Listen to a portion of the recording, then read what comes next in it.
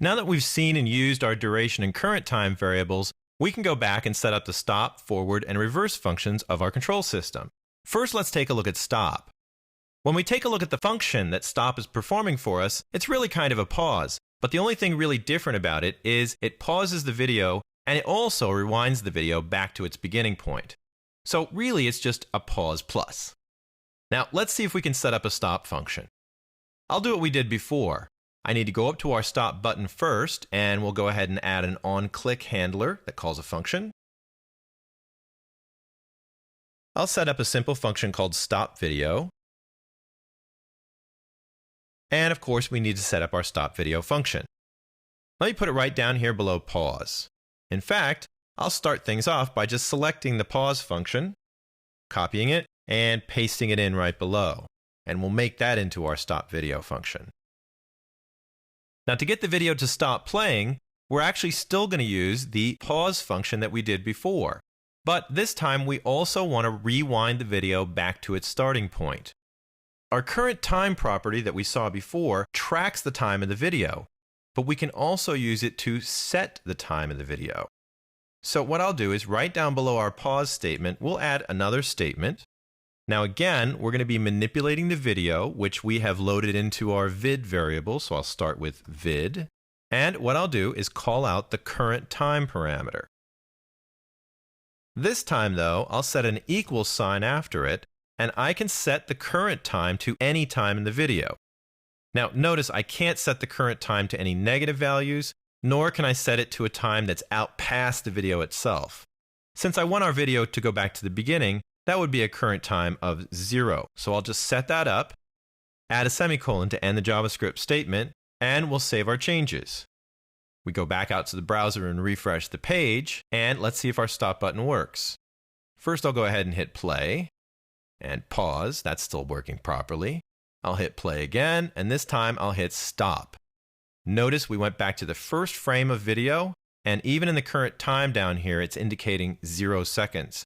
So we can use the current time variable to actually move the video playhead around, instead of only finding out where the video head is during playback. Now to set up our other two buttons so that we can move the video around forward and reverse directions, let's go back to our document and we'll use our vid current time again. I've already got buttons set up, so I might as well start by setting up on-click events for both the forward and reverse buttons. I'll just copy what we did for the last one, and we'll paste it in both to start us off. And then we'll change the function calls.